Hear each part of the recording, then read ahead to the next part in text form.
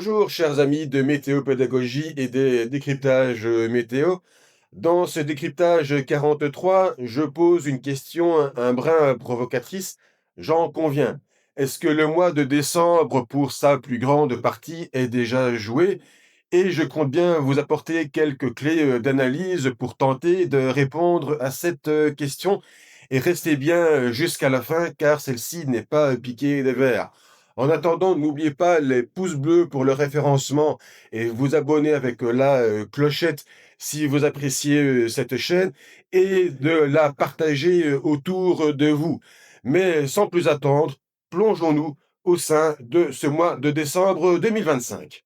Reprenons un peu où nous étions arrivés dans le décryptage précédent, le 42, avec donc les crues d'altitude qui sont descendues de l'Atlantique Nord à travers l'Europe occidentale vers le sud-est de l'Europe, la Grèce notamment, où il a pas mal plu ces derniers temps. Et donc par-dessus, vous avez l'anticyclone des Açores subtropical qui étend son influence sur l'Europe occidentale. Et au nord, vous avez une dépression relativement importante, donc sur le nord Atlantique. Mais ce qui va donc m'intéresser dans ce décryptage essentiellement, c'est l'extension effectivement et le développement de certains anticyclones dans l'hémisphère nord qui vont bousculer pas mal de choses et on va le voir dans quelques instants. Voici une animation centrée sur le pôle Nord et vous avez l'Europe occidentale située ici. C'est une animation donc située au niveau 500 hectopascal et on va surtout regarder les températures, donc environ entre 5000 et 5500 mètres et surtout donc cette zone donc en bleu et violet ici et voir donc l'évolution à partir de l'Europe. On voit ici une crête qui se développe à partir de l'Atlantique. Une crête d'abord en jaune et puis en vert qui s'enfonce donc à travers le continent européen vers l'Europe. Et on va pouvoir constater qu'il y a ici un mouvement de division de la zone en bleu-violet qui est d'abord bien centrée sur le pôle Nord et avec donc l'enfoncement de cette crête que vous avez ici, eh bien les choses se divisent et donc la zone en violet qui est d'abord centrée sur le nord de la Sibérie, puis descend vers l'extrême-orient russe et la péninsule coréenne, ce qui provoque un resserrement des isothermes d'altitude dans cette zone-ci, avec un jet pacifique, un courant jet pacifique d'altitude qui va être revitaminé, redynamisé, puisque donc vous avez un contraste d'altitude en température qui va être plus important. Et alors, ce qui va être surtout intéressant pour nous, c'est de constater qu'on aura une autre crête anticyclonique qui va se développer donc depuis le Kamchatka vers l'Alaska, d'ailleurs beaucoup plus puissante, beaucoup plus orangée que la zone, donc la crête atlantique, et donc celle-ci va pousser par l'autre bout, donc cette zone en violet que nous avons pu constater sur la zone arctique, et donc toute cette zone en violet qui est de l'ère glaciale, eh bien, va donc effectivement pivoter et descendre du côté de la région de la baie d'Hudson, donc dans l'est de l'Amérique du Nord, et cela aura le même effet que ce qu'il va se passer sur l'est asiatique, c'est qu'on va avoir droit à un resserrement des isothermes, donc encore une fois en altitude, on va avoir des températures vraiment très basses du côté de la mer d'Hudson, de la baie d'Hudson, pardon, en contraste avec ce que nous avons encore sur la Floride, et donc nous avons bel et bien un courant jet d'altitude qui va dériver ainsi vers l'océan Atlantique, là aussi survitaminé, surdynamisé par ce contraste thermique d'altitude. Prenons cette fois-ci une animation centrée sur l'Amérique du Nord, toujours donc avec les paramètres aux 500 hectopascales, et nous allons pouvoir constater donc cette descente d'air froid avec ces couleurs violettes qui sont d'abord limitées au nord des îles canadiennes et puis qui descendent ensuite vers la baie d'Hudson. Et on va voir apparaître quand même quelque chose d'assez rare, c'est-à-dire des couleurs non seulement dans le violet, mais qui tournent même vers le gris dans la baie d'Hudson. Vous allez voir apparaître ici des valeurs de moins 50 degrés, donc à l'altitude du géopotentiel 500 hectopascal, avec des valeurs d'ailleurs d'altitude de ces géopotentiels en dessous de 500, donc ce sont des décamètres, donc en dessous de 5000 mètres dans cette zone-ci, et aussi bien des valeurs aussi basses, donc en dessous de 5000 mètres, et qui tangentent même les 4900 mètres, et aussi bien des valeurs de moins 50 degrés à cette même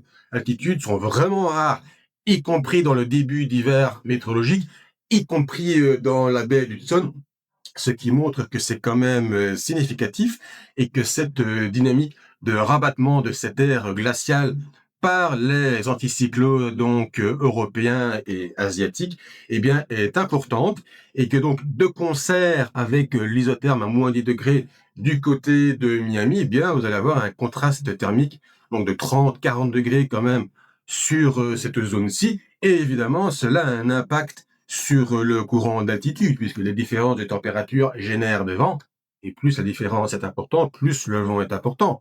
Et donc, vous avez des isohypses ici en blanc, qui sont des isobars d'altitude qui sont bien resserrés, et qui vont donc générer ce vent important, qui, au niveau de 150 hectopascales, cette fois-ci, va générer un courant de jet bien dynamisé, qui va ensuite défiler vers l'Atlantique.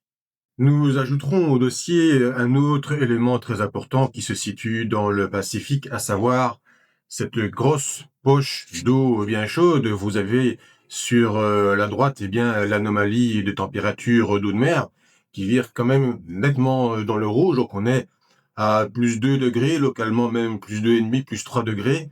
Et tout ceci est évidemment un réservoir d'humidité supplémentaire au cas où une dépression passerait dans le Pacifique.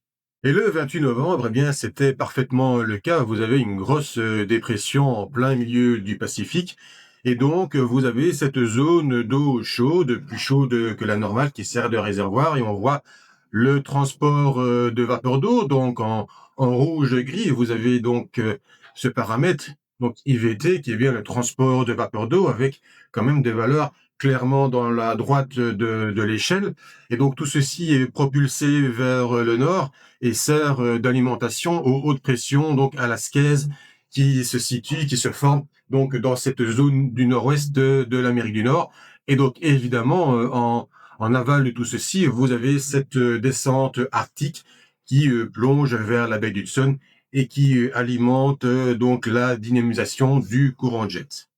Les effets sur les températures au niveau du sol seront évidemment particulièrement conséquents.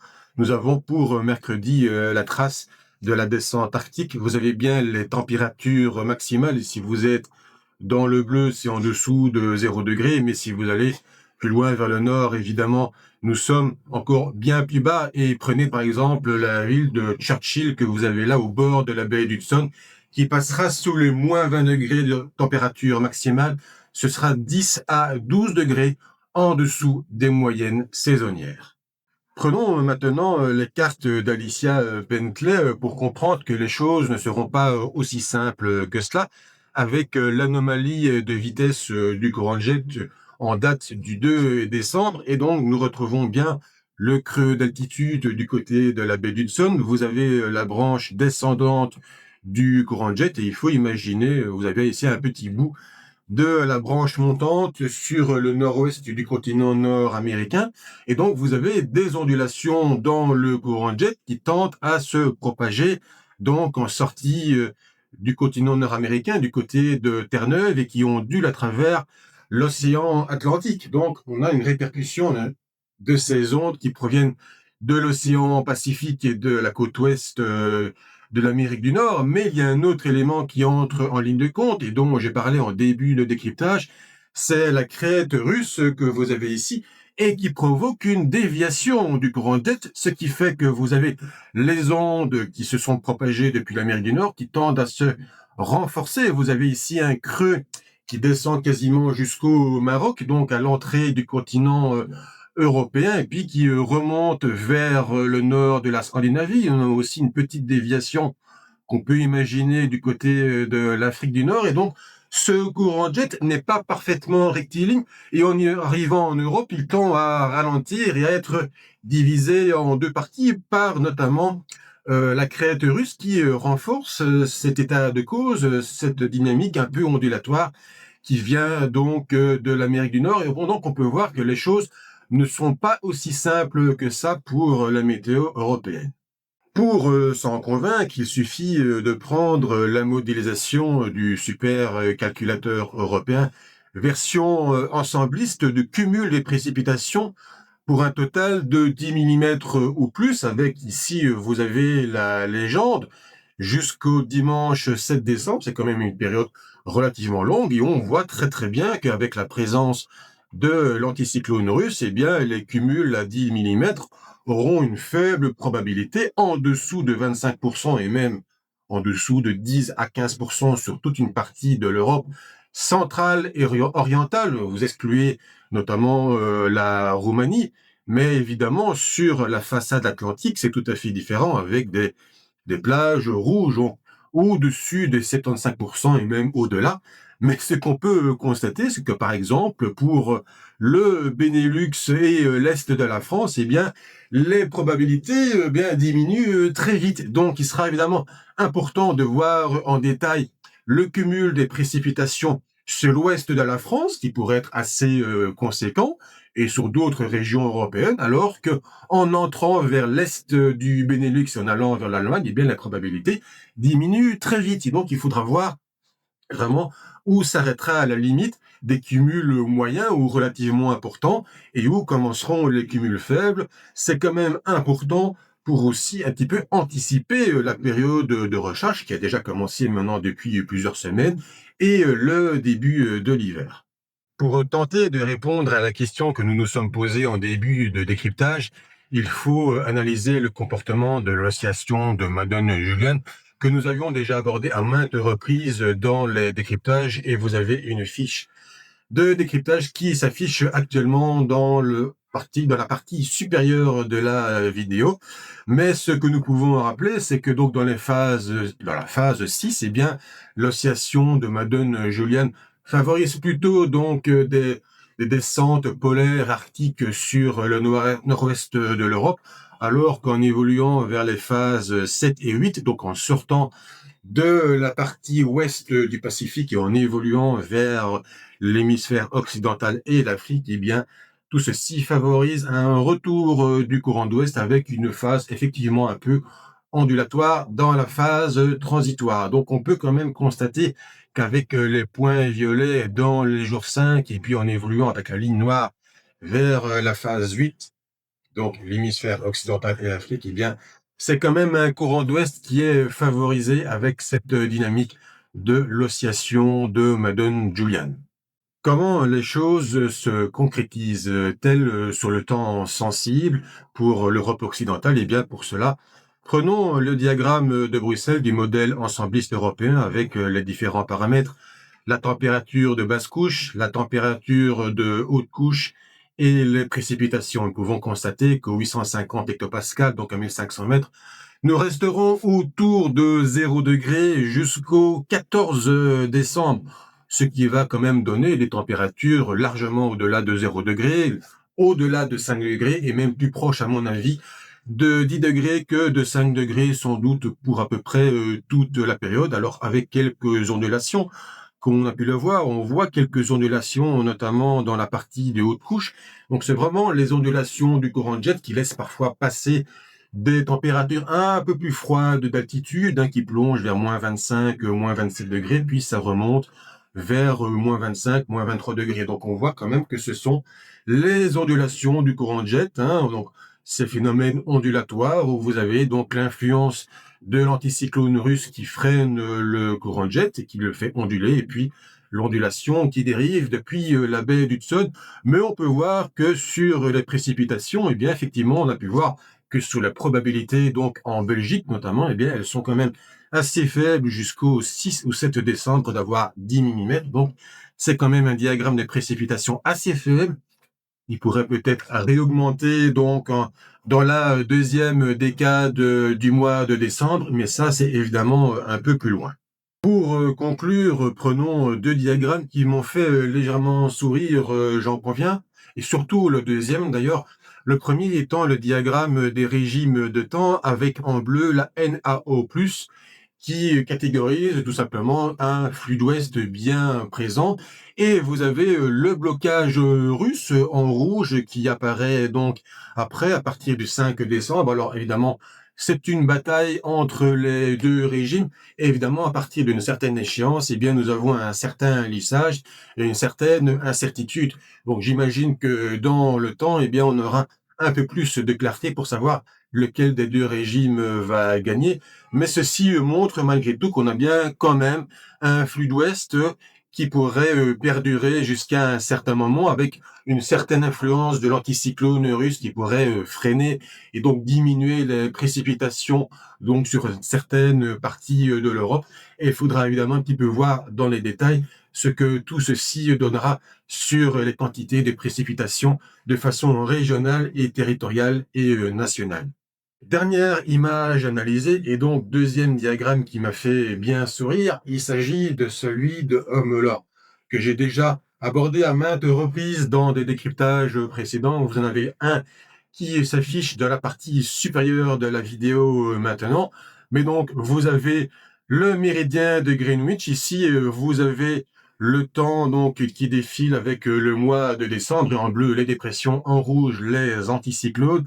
Et donc, on peut constater que donc sur la partie ouest de l'Europe, eh bien, vous avez cette bataille entre l'anticyclone sur l'est de l'Europe et à l'ouest, vous avez donc une dépression. Vous avez le Grand Ouest qui tente de pénétrer sur l'Europe, mais c'est comme ça, c'est une situation qui semble vouloir perdurer, j'ai envie de dire, donc ad vitam aeternam, peut-être jusqu'aux fêtes de Noël.